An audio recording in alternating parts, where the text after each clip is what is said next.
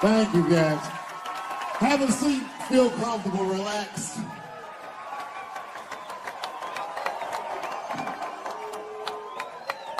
I want to thank everyone in LA for a wonderful week.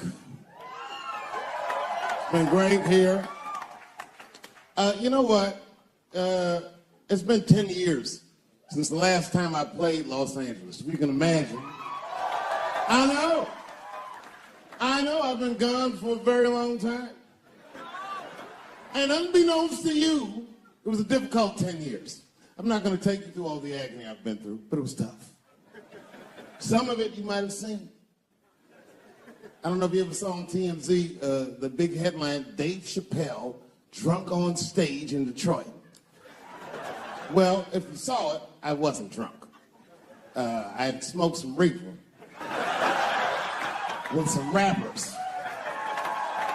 Yeah. I don't know if you know anything about hanging out with rappers, but their weed is very strong. Stronger than what I was accustomed to. The article goes on to say I was booed off stage, which is also incorrect. I was booed. I did not leave. It was a long time. It was a fucking nightmare. 2 puffs of weed, that's all it was. 2 puffs. I never had that happen where I take 2 puffs of weed. I looked at the guy next to me, I was like, I'm gonna bomb, nigga, I can feel it. And that guy called my name, Dave Chappelle. Niggas was like, You know, normally when you do a comedy show, you guys don't know what it looks like up here, but niggas be looking up at you like. That's how the show started. Didn't take long for the faces to switch up. Like, what the fuck? So I looking amongst themselves. So I knew I wasn't doing good. I don't remember what I was saying. It just took one person to break the ice. It's a black lady with a Ford Motor shirt on. She stood up suddenly. Fuck you, Dave Chappelle. I said, excuse me? She said, I worked all week for this shit, and this show sucks. And in a weird act of racial harmony, a conservative white guy stood up and backed her up. Yeah! The whole crowd band together and started chanting, we want our money back. We want our money back. I said, oh shit. I snapped out of it. Good people of Detroit, hear me. Hear me now. You will never get your fucking money back. Fuck that. I said, I'm like Evil Knievel. I get paid for the attempt. I didn't promise this shit would be good. Boo, they said, fuck you. This went on for a long time. And then after the show, I felt so bad, I took half of the money from the show, thousands of dollars. I said, I'm gonna give this to charity. You know what I did? I bought $25,000 worth of bubble gum and drove around Detroit and handed it out to the homeless so they could chew it and still be hungry.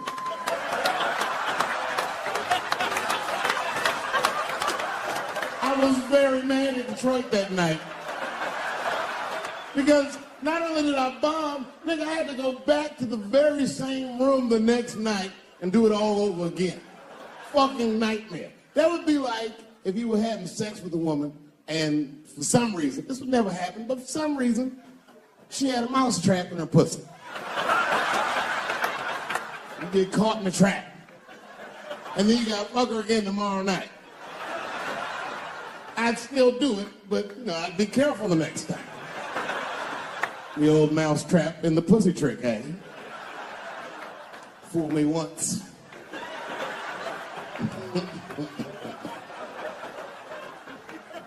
Yeah, it was a tough time. And I wanted to give up sometimes. I almost did give up, but then right before I gave up, I decided not to. But I made the call. They answered the phone. Hello? Dancing with the Stars. I said, not yet. Not yet. Yeah.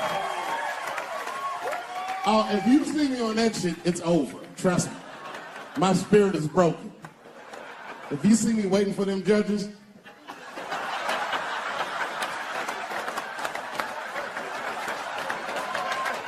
getting critiqued on my cha-cha, fuck that. I've been hanging out. I haven't been working in LA, but I come out here and hang out and shit. I was out here a few weeks ago. I almost got arrested. I'm not bullshitting. This happens to a lot of black people. What happened was, I was coming out of one of those nightclubs in Hollywood, and my friend saw me. I guess I was wobbling or something. So he just rolled up. It was a good friend of mine. He was like, "Hey, Dave, give me the keys." And I was like, "All right, nigga, just take the keys." And I got in the passenger side of my car, and he drove it. And it was fine. Just talking, chopping it up. And then on the 10, the blue and white hits. Now, I should tell you, the friend that was driving me was black, which really doesn't have anything to do with the story, other than to let you know there was fear in the car. Not my fear. I'm black, but I'm also Dave Chappelle. So I figured, you know, shit'll probably be fine.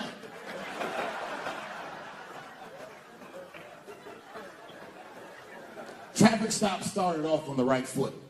Cops came up to the driver's side. "Hi, how you guys doing?" And he recognized me immediately. "Oh, Dave Chappelle." And I looked at my friend like, "We getting out of this shit."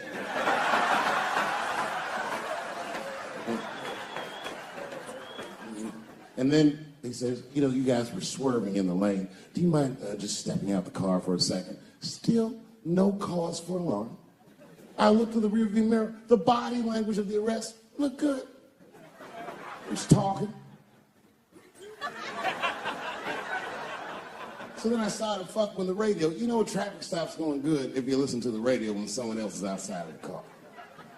But then when I looked back in the rearview mirror, something had gone horribly wrong. The motherfuckers back there like.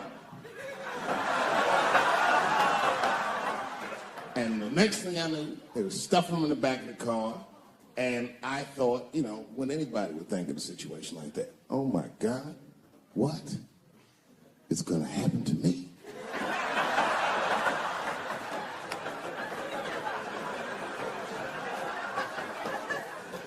And the police walked up to the window. "Mr. Chappelle, we had to arrest your friend. He refused to take our breathalyzer test." I said, "That motherfucker." Not complying, that's odd. "So, officer, what's going to happen to me?" "Well, you're fine. We're just going to have to ask you to step out of the car so we can impound the vehicle, and we'll arrange for you to have a ride home." I said, "Oh, well, no, I would rather you just give me the keys." They said, "Mr. Chappelle, your friend already told us he's your designated driver. We can't let you drive in this condition." I was like, "No, nigga, I'm good. I'm good." And then suddenly the shit turned into Vegas. He was like, "I'll let you blow for it." I said, "Excuse me?" He said, "If you blowing my breathalyzer." I said, "Oh, nigga, I thought you was trying to get your dick sucked."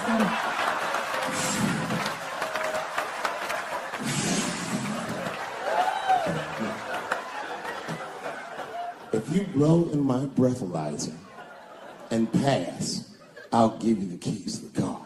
I said, "Set him up, nigga, let's play." And I flew in that thing, and it made a noise. I said, "Uh-oh." And he looked at it and he said, "Oh, well, Mr. Chappelle, I guess you're free to go." I said, "I am." I didn't know that thing didn't pick up weed. I drove home on the 10, 30 miles an hour. Yeah, it don't work. It don't work. I'm one of the lucky ones. It doesn't work out that well for everybody. I saw that videotape of that lady that got beat up in LA in the traffic. You see that shit on rush hour traffic? They beat a black woman's ass. This woman didn't even do anything wrong. It's fucked up. It was so fucked up it didn't even go to court. The city of LA just gave that woman $1.5 million for her pain and suffering. That is not bad, considering that's the same amount of money that Marcos Maidana made to fight Floyd Mayweather the second time. And this woman obviously hasn't trained a day in her life. You can see it on the tape. She didn't come to fight. Her guards were low. She was taking a lot of shots.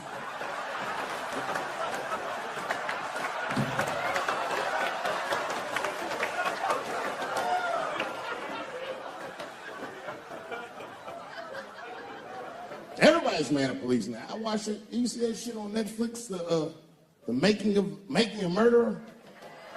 The Stephen Avery story? Yeah, well, if you haven't seen it, check it out.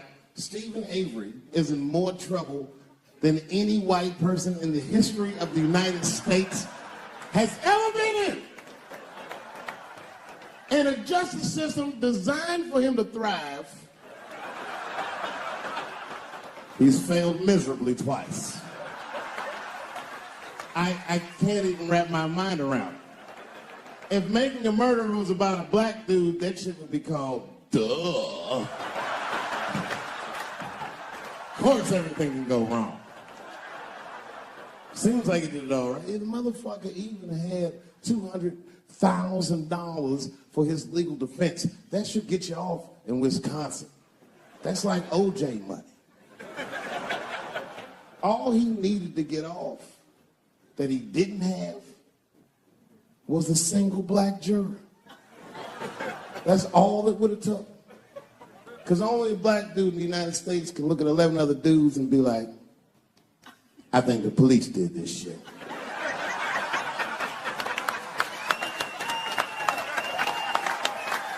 He's fucked up in the game. That's how OJ got off. I've been watching that new OJ show. I can't get enough of that shit. Doesn't it bring back good memories?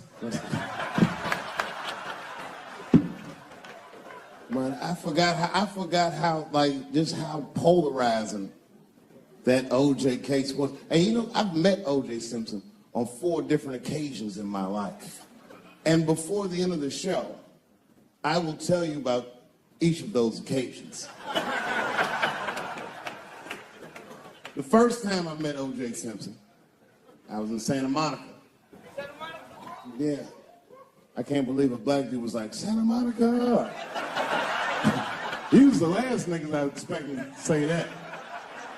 See your shoes. You got some Vans on, nigga? What you got? Santa Monica! You? At the time, I was 18. I had done a show, and then a guy from the club came up and was like, hey, O.J. Simpson's here, and he said he wants to meet you. I said, what? Fuck yeah. I ran down the steps, and O.J. was down there. He was like, hey, yo, man, how are you? It's very good to meet you, and you're doing really good work, and I hope good things happen for you in your life. I was like, man, thanks, Mr. Juice.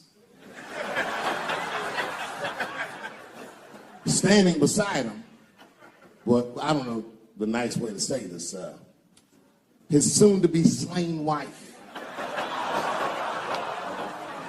Ladies and gentlemen, man the fuck up or you're not gonna make it through the end of this show.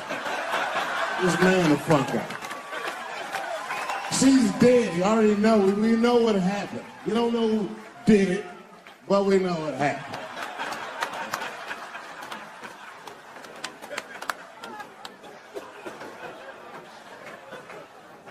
I should tell you that woman was very nice to me. She actually embraced me. She said, I think you're adorable. And she hugged me. She goes, good luck to you. And she held me for a long time. And I whispered in her ear, bitch, are you trying to get us both killed?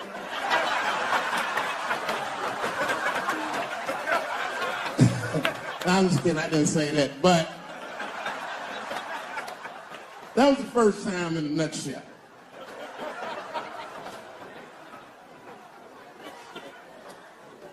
It's good to see so many different people here from so many different ethnicities. Very diverse crowd. Looks like you thought Bernie Sanders was gonna come out in this motherfucker, but surprise, it's me. Yeah. Yeah, no, you know, I'm happy really to see black people come. You know, a lot of black people don't fuck with me like they used to. But there's a lot of reasons, a few reasons you don't see black people at my shows. One is because obviously black people have slower internet connections. I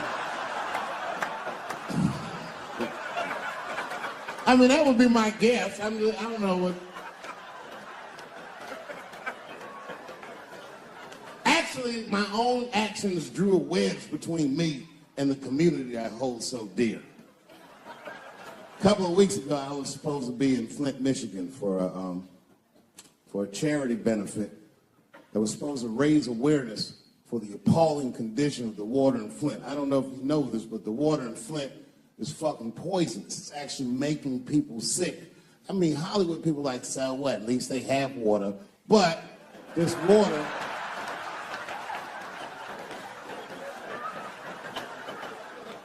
fucked up.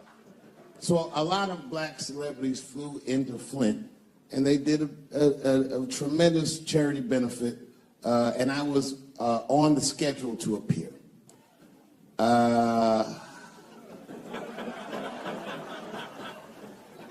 So the reason a lot of people haven't heard about this benefit, it was the same day as the Oscars. Right, I know. So I was on my way to the airport to go to Flint, and then Chris Rock calls me and is like, hey, Dave, I got a ticket for you for the Oscars. Can you make it? And I was like, sure, nigga, I'm on my way to the airport right now.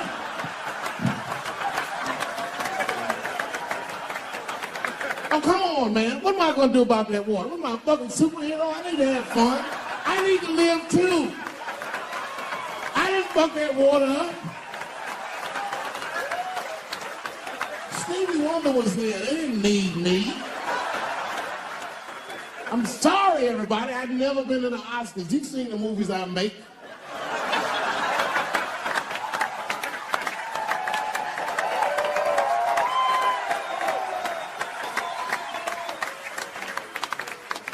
I was excited. I knew I was going to get in some trouble because when I was walking in the red carpet, the black press came after me.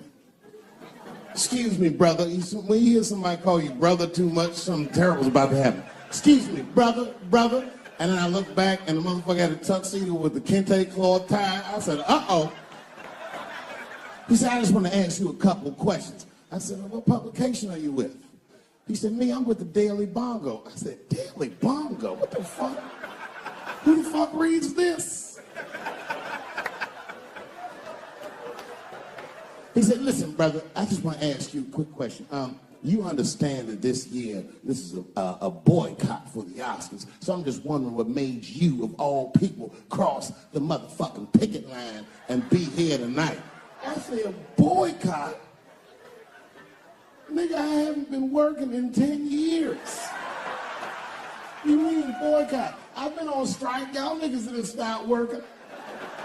I had to watch fucking Key and Peele do my show every night.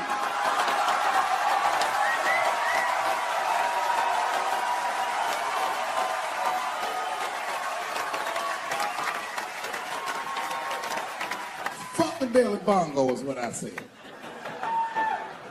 I went to Oscars and had a wonderful time.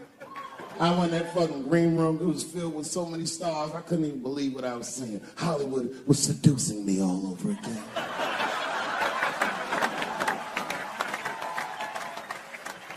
I was sitting back there, I'm smoking, drinking with the stars. And then two Hollywood movie producers came over right to me. Oh my God, Dave Chappelle, said the leader one. He was obviously gay. Some guys you can just tell. The other one seemed like a money guy, like maybe he was from Texas or some shit. But the gay one was definitely the leader because he did all the talking. And then he hit me with, so David, do you have any movie ideas that you would like to pursue? The truth is, I don't.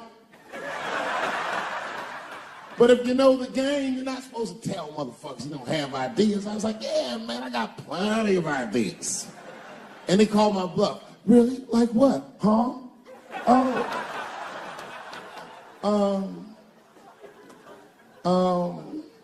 And then I just started making up shit that I thought maybe he'd like to see. I said, I have a superhero idea, because really, I go, yeah, he's a gay superhero. He was like, really? What's it called? Huh? Oh, it's called Same Hero, New Boots. It's about a gay sous chef in San Francisco. He gets bit by a radioactive rat on his shift when he's taking out the trash. He's blessed with powers beyond his wildest dreams. Supersonic, gay kind of powers. And he starts saving everybody in San Francisco. But at first, he only saves gay people. Later, he saves everybody. And the whole city just falls in love with him. The only problem is, no one remembers him when he saves them. Well, I don't understand. Why wouldn't they remember him? I said, because, dummy, he's gay. He keeps changing his outfit.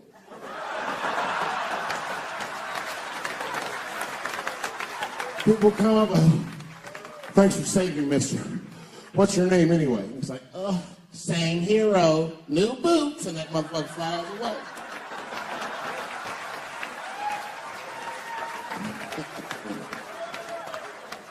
He's like, I like it a lot. The Texan didn't like that shit at all. He was upset. That's impossible, gay superhero. I said, why have others? I have a superhero you love, because he's stronger than Superman, and he fights for truth, justice, and the American way like Superman, but more than Superman. He beats up Mexicans for no reason.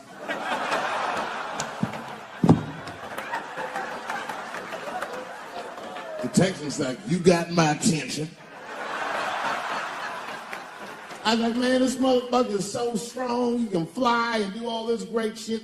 Only problem with this guy is he can't even activate his powers unless he touches a woman's vagina.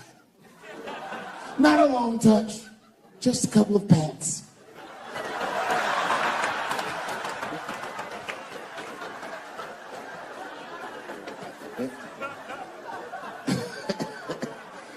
He said, well, what's the problem with that? I said, well, the problem, sir, is that our hero is not, he's not a handsome man. And he's often short on cash. So whenever trouble breaks out, he has to run around the city and convince women to let him pat their vaginas. Please, miss, that building's on fire. Can I pat your vagina quickly? People are dying, but he can't tell them exactly why. Get away, you're gross. Please, miss, people are dying. Just a couple of pats. Gross, get away.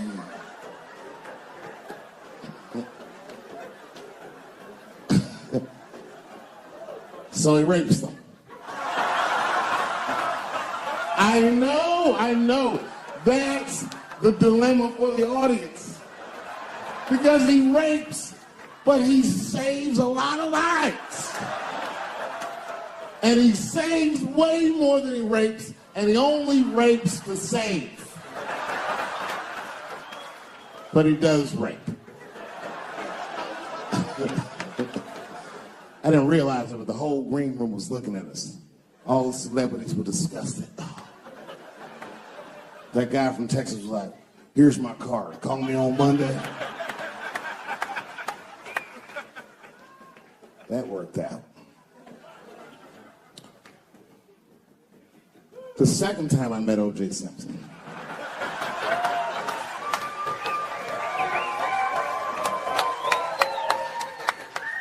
was right after the trial of the century. There I was, now a young man of probably 23.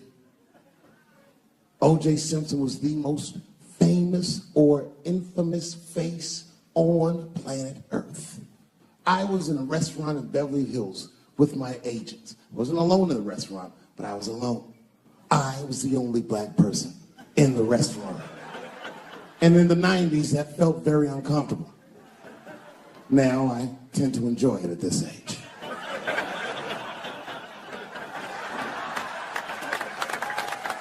I was having dinner with my agents celebrating a deal that they told me was lucrative, but I later learned fucking sucked. And suddenly, a group of women walked by. Every race was in that group. Black, white, Asian, Latino, white, and white again. They were all gorgeous. I watched them walk by. Then, I saw a familiar face. Al Collins, the man from the infamous Bronco chase, walked by and embraced one of the women, and they walked towards the door. Couldn't believe what I saw. And then, close behind him, was O.J. Simpson, newly released from jail. The restaurant fell still. I was shocked. I didn't mean to say it out loud, but it just came out. O.J. He stopped, turned around to see who said it, saw my black face, and correctly assumed it was me.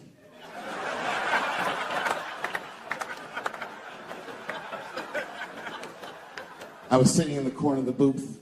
He leaned over all the white people I was having dinner with and shook my hand. How are you, young man? He looked in my eyes, and I could see in his eyes that he didn't remember meeting me the first time. And then he walked away. And I looked back at my agents, and all of them had nothing short of disgust on their faces. And the only one with the courage to voice their disgust was a woman named Sharon, who used to represent me. How could you, she said. How could you shake hands with that murderer? I said, Sharon, with all due respect, that murderer ran for over 11,000 yards.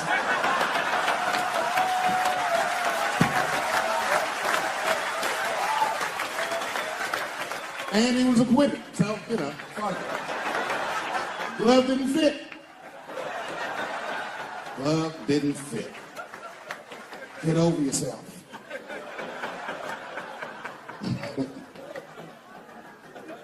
Some people can't do that. Some people just they can't get over themselves. Gay people have a hard time doing that recently. Here we go. Here comes the deep water. No, recently I've noticed that. I noticed that with that Manny Pacquiao controversy. Yeah, no, it was now in the gay community's defense. Manny Pacquiao said some outlandish shit about gay people. Very, very not nice things I won't repeat, but there was biblical verses and some analogies to animals. Wasn't a good look. Nike took his shoes immediately, which I thought was a little harsh. A little harsh. You know what I mean? Because just because he's Asian. You know what I mean? Fuck, you gonna take shoes off Asian dude to appease the gay dude. You know what I mean? No? You don't know what I mean. But Asian people kind of know what I mean. No? No Asians in the front? No? No, this is what I mean. Okay, look. Okay, you're an Asian dude. No, I say this with no disrespect, but we're all Americans, right? And we can agree that America has a huge body count all over the world, but nowhere more than Asia. Literally, if you look at history, recently, we have bombed the masculinity out of an entire continent. We dropped 2 atomic bombs on fucking Japan, and they've been drawing Hello Kitty and shit ever since. There's a lot of lady boys in the wake of our bombs. And I know these things because my wife is Asian. She's Filipino. All right, well, okay, so that explains it. Now you know why you see me at all those Filipino events. I'm not there picking up pussy, I'm dropping some off.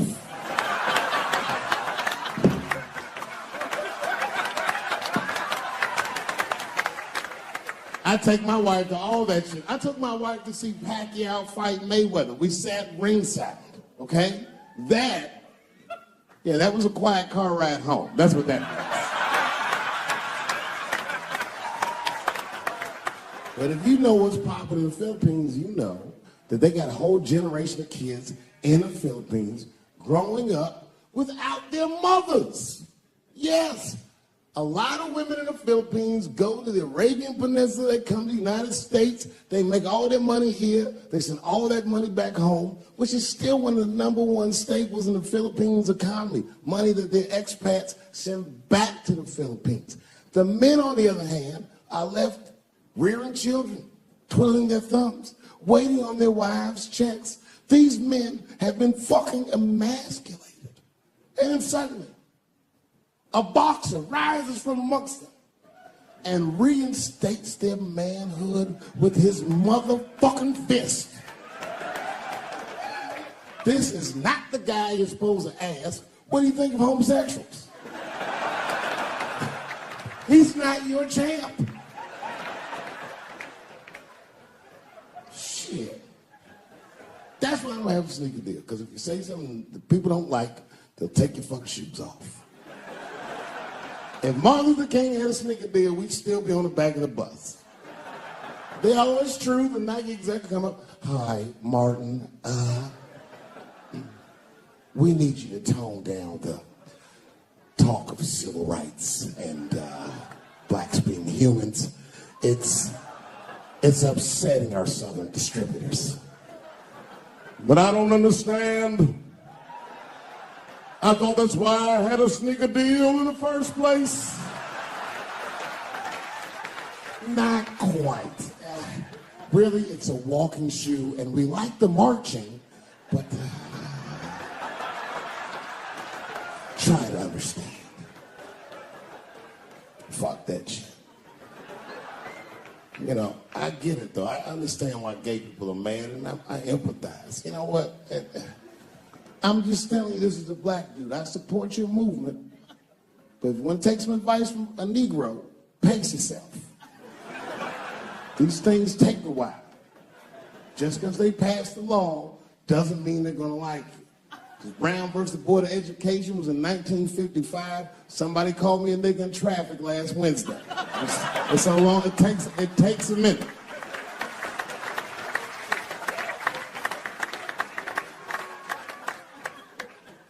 My wife's friend, Stuart, told me that. My wife has a lot of gay friends. Stuart's their leader. She has a lot of gay friends. And I don't like them.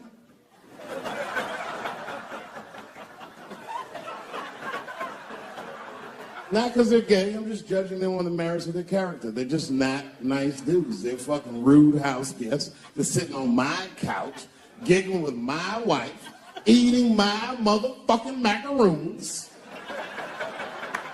And I come in, they act like the party's over. Hey, Stuart, what's going on? This guy talks to me the way a cat would speak if a cat could talk. Hi, Dave.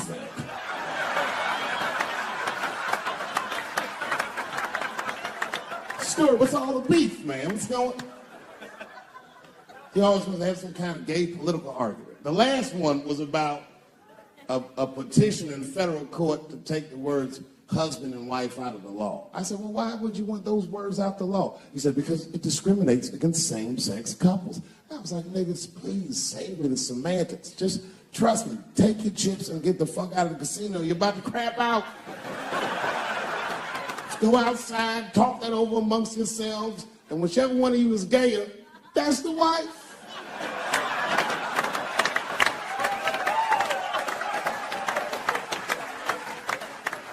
No, Stuart didn't like that. Stuart educates me about this movement, you know what I mean? I didn't even know shit about it. He told me it's called LBGTQ.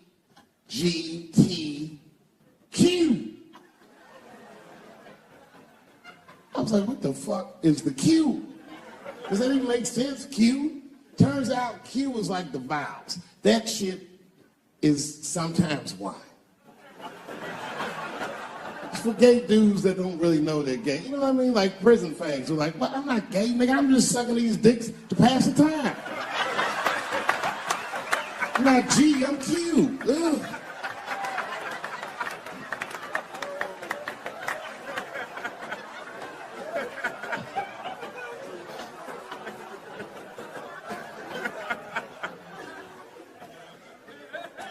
I think, okay, again, of all those letters, the T has the toughest road ahead. In fact, I think the T should stand for tough road ahead. They've got the longest mental gap to bridge. That's all I'm saying. Because, you know, whenever I see one of the T's on the street, I don't mind them, but I'll be like, man, I miss Bruce.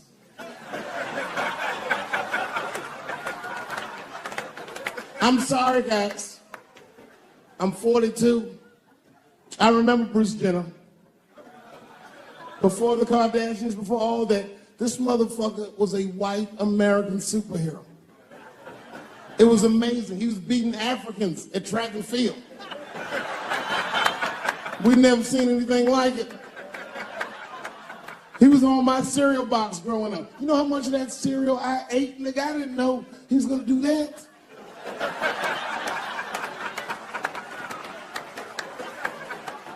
I knew before you guys knew. I heard things on the street in Hollywood. You know, you just be out, see people. Hey, what's up, Kanye? Why the long face? Nigga, you'll see. Got 2 mother-in-laws now. And when I heard he was gonna do it, I was scared. I didn't think the public was ready. I didn't think the media was ready. And you know what? I was wrong. Not only did the public embrace him, but the media was nice. I'd never seen anything like it. Welcome to the world, Caitlin. So long, Bruce. Hello, Caitlin. I was shocked. Is this happening? Wait a minute, is this a time in American history when an American can make a decision for themselves? And even though other Americans don't understand it, they'll support it and let this person live a happy life? Is this what's happening? If it is, then good for America. That's Dave Chappelle, the American.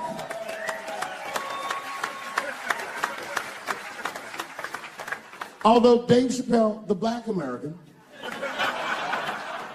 he was a little jealous. I was like, how the fuck are transgender people beating black people in the discrimination Olympics? If the police shot half as many transgenders as they did niggas last year, it'd be a fucking war in LA. I know black dudes in Brooklyn, hard street motherfuckers that wear high heels just to feel safe.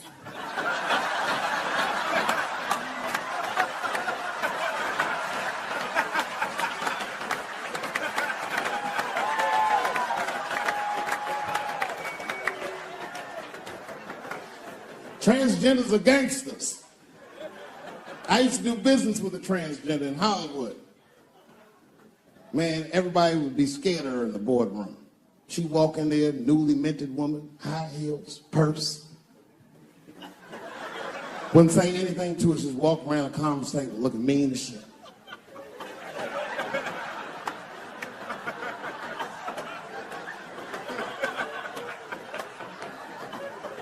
And then she walked to the head of the conference table, stare at us all, reach in her purse, pull her old dick out and throw it on the table. Let's talk business, gentlemen. Ah!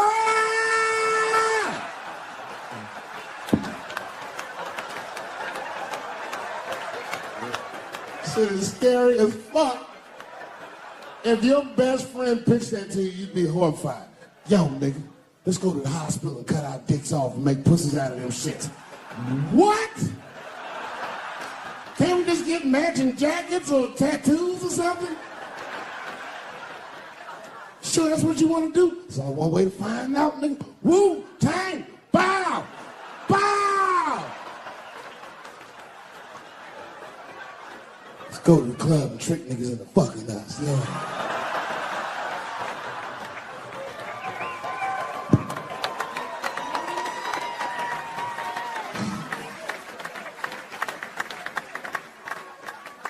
Third time I met O.J. Simpson.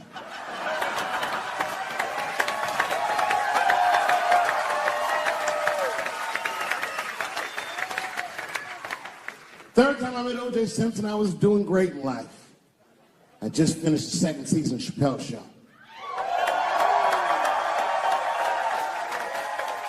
Man, those were good days.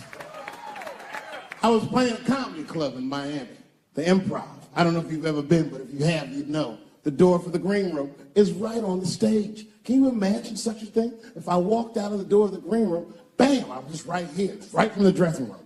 And I did that. I walked out, and the whole crowd was like, hooray! And I looked, ma'am, as close as you are to me, I saw him as soon as I came out, the juice. And I saw recognition in his eyes, and it filled me with pride that he knew who I was. I didn't acknowledge his presence because it was a white audience, and I didn't want to start a panic.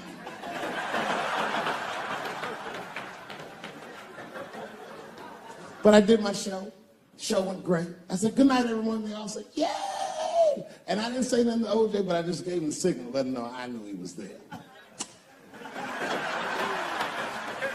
And I walked into the green room, and OJ was already in there.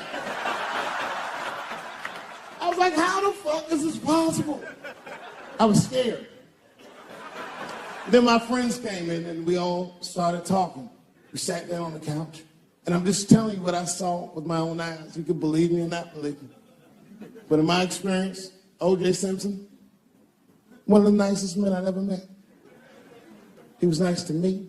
He was nice to my friends. The conversation was filled with warmth and levity, humor, and wisdom.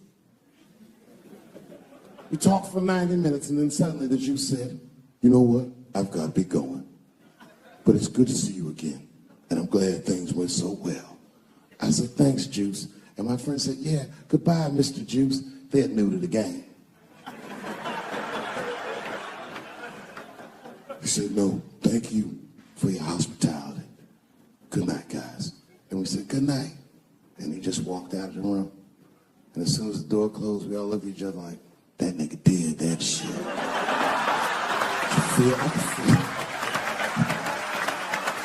I could feel like murder in the room. Well, you young heads missed that shit. You all too young. You don't remember that. How old are you, young man? You. 24? You don't know shit. You don't know shit. You got Google shit that I lived through. See, this is why I lock motherfuckers' phones up. Seriously. Because the young kids, you guys, look, you need to take a break from that. We all need to break just from that technology, just for a minute.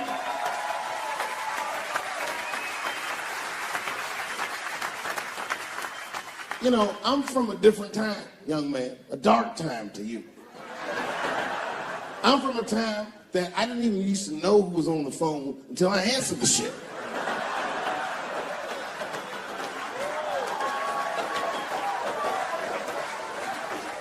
Like when tragedy used to strike. I remember I was 12 years old, and the teacher wheeled the television set into the classroom. You know these days? And she turned it on to one of 3 channels. And she said, class, the space shuttle is taking off, and we're all gonna watch it take off. Man, that shit was going great for like 3 to 5 minutes. That's right, you remember, it fucking exploded. Right on television, everybody on board, dead, immediately presumed dead. It was so bad, the teacher looked at all the kids and was like, you can go home. It's a goddamn national tragedy. This was Cold War America. The Russians were laughing at us. My point is, for a guy your age wouldn't even know the pain, because in your generation, it's like the space shuttle blows up every fucking day. How can you care about anything when you know every goddamn thing? I'm getting over one cop shooting, and then another one happens, and then another one happens, and another one happens. I'm crying about Paris, and then Brussels happens. I can't keep track of all this shit, so you just give the fuck up. That's the hallmark of your generation, and that's fucked up because your generation lives in the most difficult time in human history. This is the age of spin, the age where nobody knows what the fuck they're even looking at. Did you know that Planned Parenthood was for abortions? It's for people that don't plan things out at all.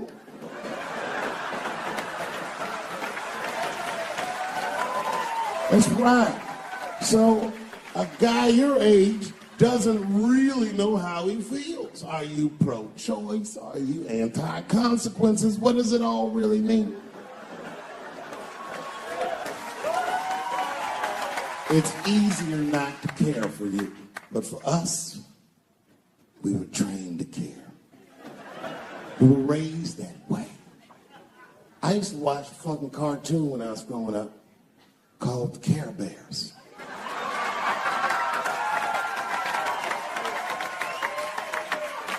It was about a fucking group of teddy bear people. They were like teddy bears, but they were like people, and they were all different colors, and they all fucking just walked around caring.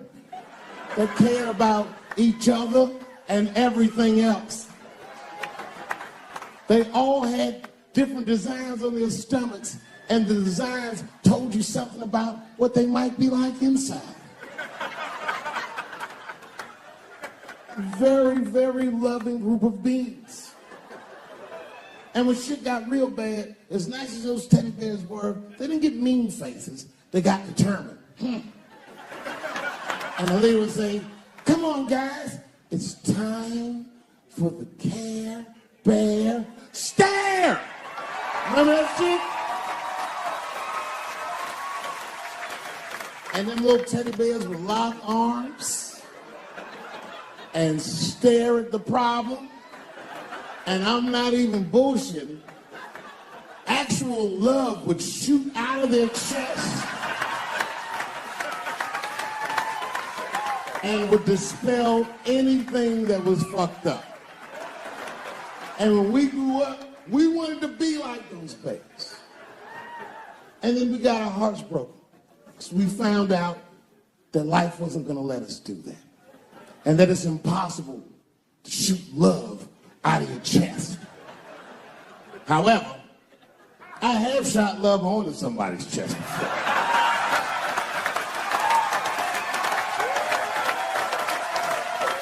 I do it all the time. It's the next best thing.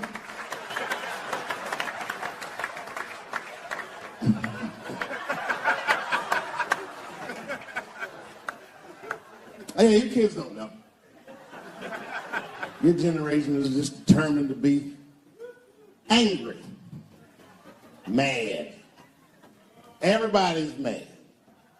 Back when we were growing up, only black people were mad. Now, everybody's just trying to get in on the act. I try to think to myself, well, when did everyone get mad? And then I realized this happened before we were born. This is a long way to go, but probably started in the Second World War. Think about it. All these black men, millions of black men, leave the United States for the first time, go over to Europe with America's armed forces and fight the Nazis and make more money fighting Nazis than they ever dreamed they would make in the United States. And a lot of those men, while they were in Europe, just to be real, not to be crass, a lot of them probably got their dick sucked by white women. I'm sorry, ladies and gentlemen, this was World War II Europe, and these were desperate times, and penises were being sucked for shoelaces and chocolate and very frivolous things. And it's very hard to come back to America and sit on the back of the bus after you've been in the south of France getting your dick sucked for a Crunch Bar or some crazy shit like that. That's a life-changing experience.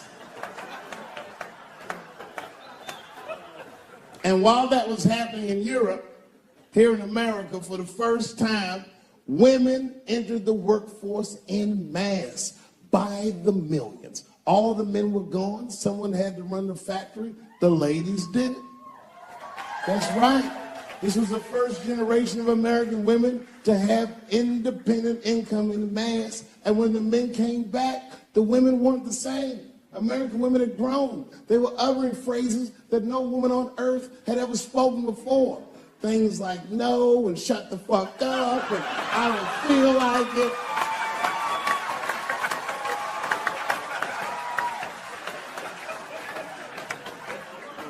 And then behind the scenes of that, there was a little-known government agency that started testing mind-controlled drugs on the American public. They fucked up. They tested it for 12 years. They didn't realize these drugs were not mind-controlling. They were mind-expanding. It was LSD and mescaline and shit like that. And for the first time, there was a new school of thought that was chemically induced that made people question the very society they lived in. By 1960, the President of the United States was only 42 years old. Can you imagine? DMX is older than that.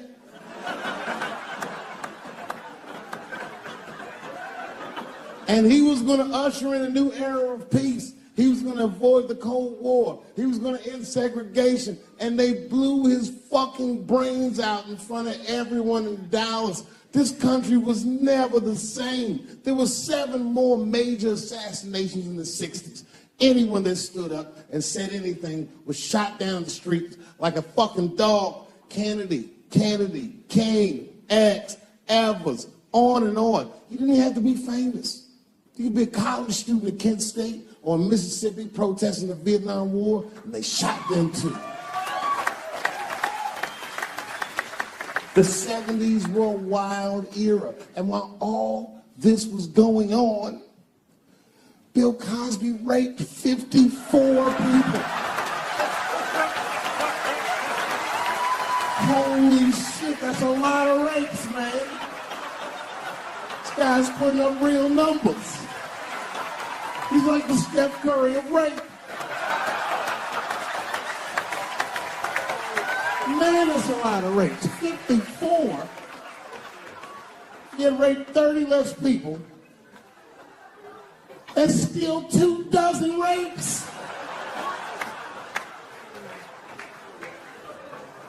Don't forget, each one of these rapes has 8 hours of sleep in it. Ladies and gentlemen, that's over 400 hours of rape. It only takes 65 hours to get a pilot's license. If rapes were aircrafts, this nigga's Top Gun for sure.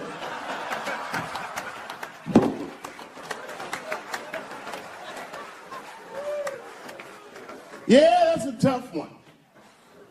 You know, and I was on stage not too long ago. I was in Syracuse, New York. Yeah, well, yeah, for Syracuse, but the show didn't go so good. All because I was talking about Bill Cosby a little bit. Not a little bit, I'll be honest. Talked about him for like maybe 25 minutes.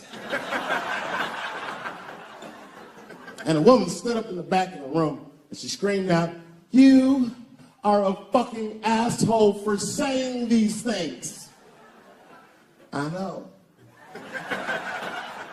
Instantly, I felt, like bad. Not bad about what I was saying. I just felt bad, like, oh, that's too bad she doesn't like the show.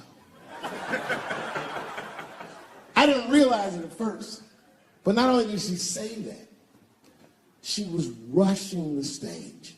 By the time I just saw this shadowy figure fucking charging up the aisle towards me in full fight mode. I was horrified. I said, oh my God,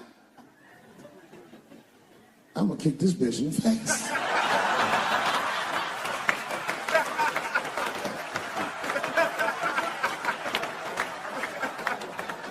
Lucky for me, I didn't have to. Security tackled her, but it was a really fucking horrifying scene. Scuffle ensued, and then, finally, she screamed out to me, "Women suffer." I said, I know. And ladies, I need you to know that I know. I need you to know, seriously, there's a lot of men in this room that identify themselves as feminists. I would include myself in that. Don't ever forget, we all have mothers and daughters and sisters and wives, and we want to see all these women do well and not be held back by their gender. There's a lot of men like that in this room. There's a lot of men like that in the world. Or as we are known on the streets, bitch-ass niggas.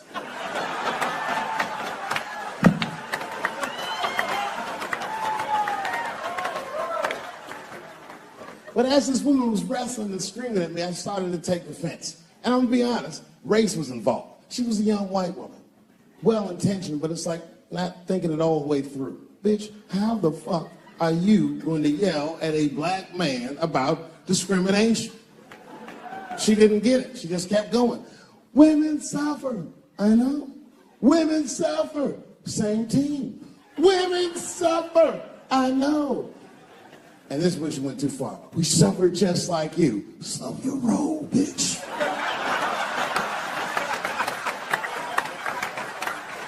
You suffer, yes, but not like me.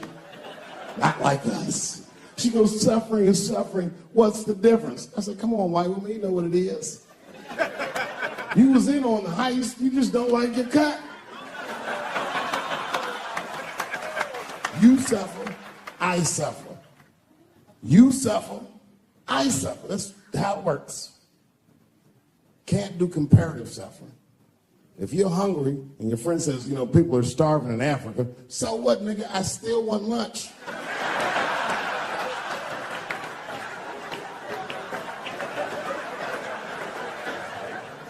Black people know about comparative suffering, and you know that this is a fucking dead-end game. Blacks and Jews do that shit to each other all the time. You ever play Who Suffer More with a Jewish person? It's a tough game. Whenever you think you got the Jewish guy on the ropes, that motherfucker be like, well, don't forget about Egypt. Egypt? God damn, nigga, I didn't know it was going all the way back to Egypt.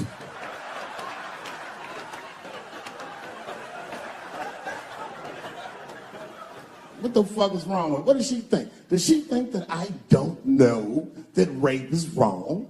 Does she think that maybe I don't have empathy for Bill Cosby's alleged victims? And I would be remiss if I didn't remind you that technically these are all still allegations, although I admit it looks very bad.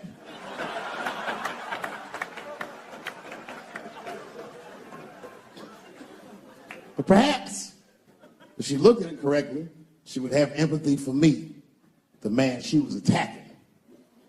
42-year-old black comedian. Obviously, Bill Cosby was a hero to me. And she doesn't know what it feels like to think that your hero might have done something so heinous. My God, you can't imagine. It'd be as if you heard that chocolate ice cream itself had raped 54 people.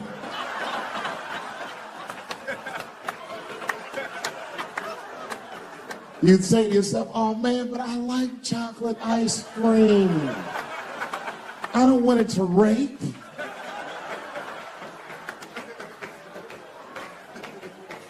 Didn't want to believe it. At first, I didn't believe it. I was like, man, these people are obviously trying to destroy Dr. Cosby's rich legacy. Even 34 allegations into it, I was still like, man, probably only raped 10 or 11 of those people.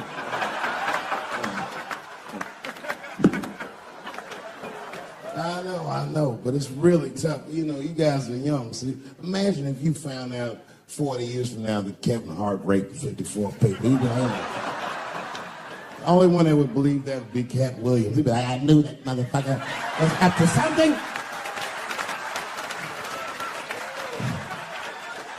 I knew Kevin raped us up.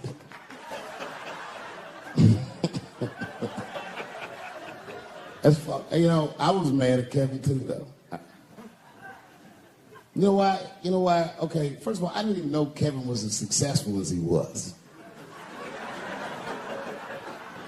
I found that shit out the hard way. I was at home when my son busted in. He said, Dad, I need $250. He's only 12 years old, so I freaked out. What's going on, nigga? Somebody trying to kill you?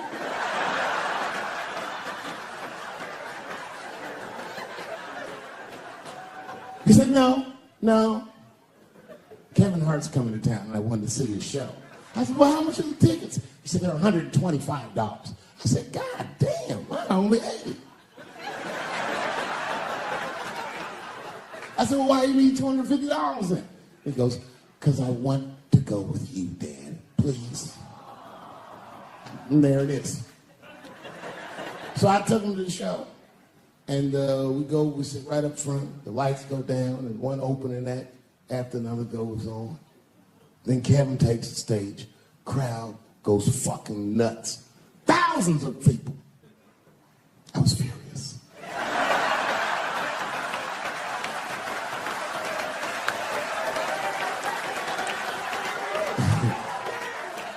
The longer the show went on, the madder I got. Because his show was fucking outstanding. It was maddening. These people were fucking holding their stomachs. My son was slapping his knee.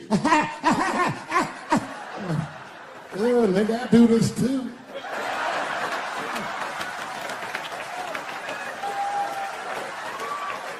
Kevin says, good night. The crowd goes crazy. And then everyone starts walking to his door and the lights come on. And then my son is just standing there looking at an empty stage. People are pushing past me and nobody's recognizing me. I'm like, man, this place fucking sucks. I said, come on, son, let's get out of here. And then my son looks back at me and he says, Dad, please, I have to meet him. I was like, oh my God. So I took him backstage. I've known Kevin for years, but can you believe I was scared to knock on his dressing room door? I almost said, I said, son, I haven't seen him for a long time, but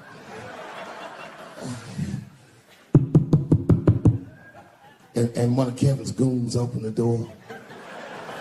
Hey, what's up, Dave Chappelle? What you doing, man? It's good to see you, brother. What you doing in this area? This is a terrible area. Yeah, actually, I live around here. Listen.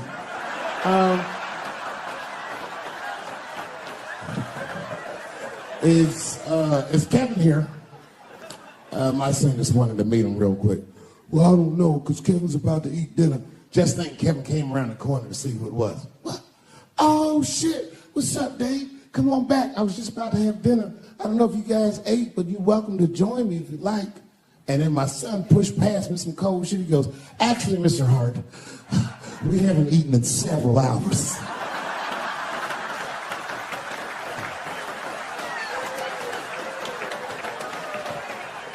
Man, Kevin took us into his back room. This guy had a fucking spread. It was Tuesday night. This motherfucker was having Sunday dinner. It was steaks, chops, corn with butter all over it. My son was eating all fast, embarrassing. I was like, slow down, son.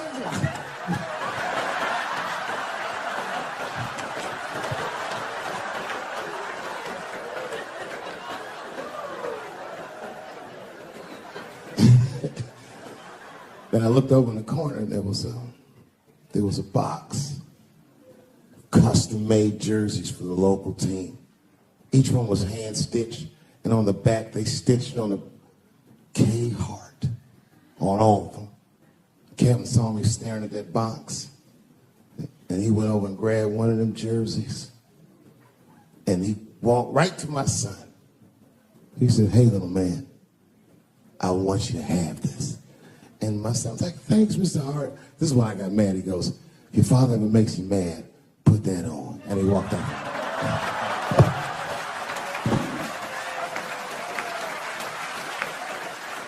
Oh, that was some cold shit. Then I realized, I looked up what Kevin made on Google. I couldn't believe that shit. Kevin is the first comedian that a Drake song could be about. Kevin could walk around his house and sing All Me, and the whole song would still be true. Got everything, I got everything. I cannot complain, I could die. I don't even know how much I really made. I forgot. It's a lot. Fuck that, never mind what I got. And his wife be like, Kevin, come to bed. He'd be like, ho, shut the fuck up. I got way too much.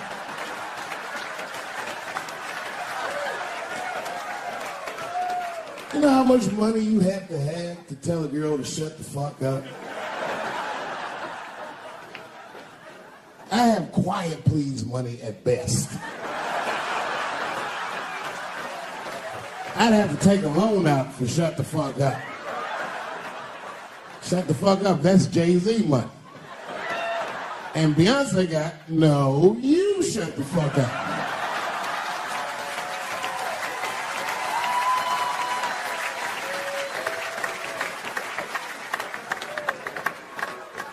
let's not forget, I've never met Bill Cosby, so I'm not defending him. But let's just remember that he has a valuable legacy that I can't just throw away. I remember that he's the first black man to ever win an Emmy in television. I also remember that he's the first guy to make a cartoon with black characters where their lips and noses were drawn proportional. I remember that he had a television show that got numbers equivalent to the Super Bowl every Thursday night. And I remember that he partnered up with a clinical psychologist to make sure that there was not one negative image of African Americans on his show. I'm telling you, it's no small thing. I've had a television show. I wouldn't have done that shit.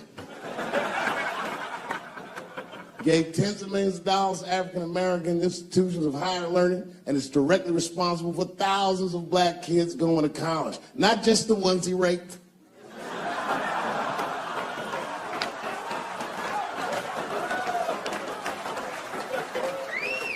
Here comes the kicker. You ready? Here's the fact that I heard but haven't confirmed. I heard that when Martin Luther King stood on the steps of the Lincoln Memorial and said he had a dream, he was speaking into a PA system that Bill Cosby paid for. Do you understand what I'm saying? The point is this. He rapes, but he saves.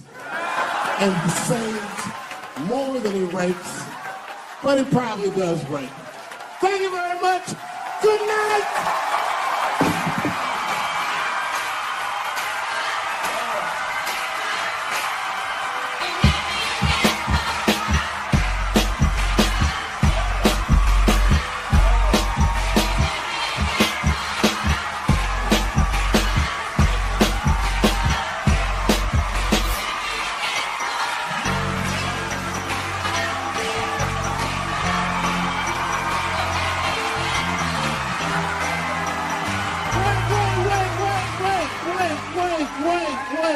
I forgot. The fourth time I met O.J. Simpson.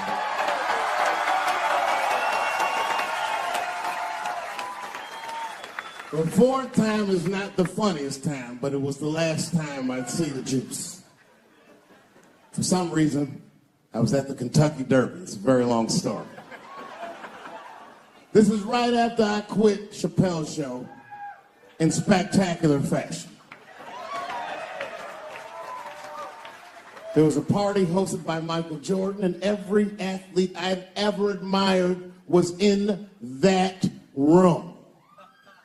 Yes. And then I saw a familiar face by the bar, standing there, drinking alone. It was Chris Tucker. Now, you have to remember, at this time, we were both technically missing. And we went over and were talking with one another, and motherfuckers were amazed to see us together. Seeing me and Chris Tucker at that point would be like seeing Bigfoot riding a unicorn. You wouldn't believe that's what you were saying. And then Einstein's probably the first person that I ever looked at a photograph of and was like, yeah, he rapes. I'm not sure this motherfucker has a choice. Not a handsome man. Not a lot of meat and extra skin on his face. Yeah, he's ugly. You know the sad part is, he's done so well in life, he probably doesn't know he's ugly. You know, when you're good looking, everybody will tell you, oh, you look wonderful, you're so great looking.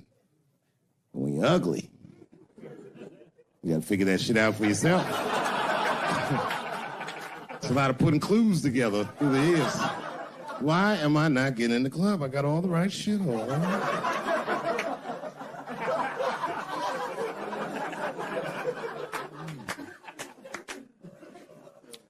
If it was Brad Pitt doing that shit, you wouldn't have heard a peep. The girl would just come back down like, I got the part.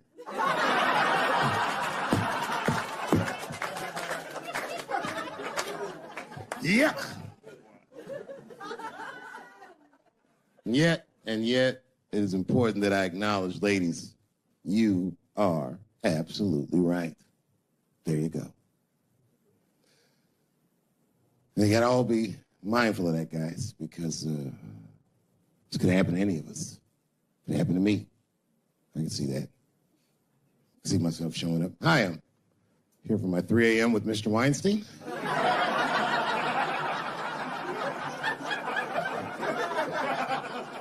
Hey, Harvey, I got your text. I'm here to talk about the script. Seems like it's going to be hard to read in candlelight, but I guess I could try.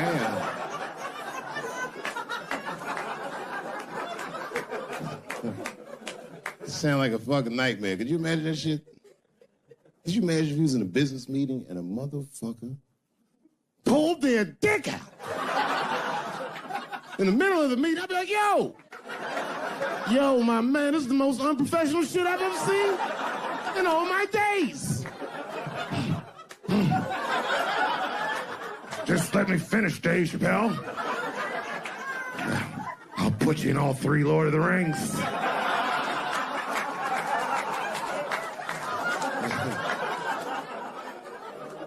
Hurry up, nigga. I have other meetings, you know. I have a 4:30 a.m. at Brett Ratner's house. And, I believe it's wardrobe fitting.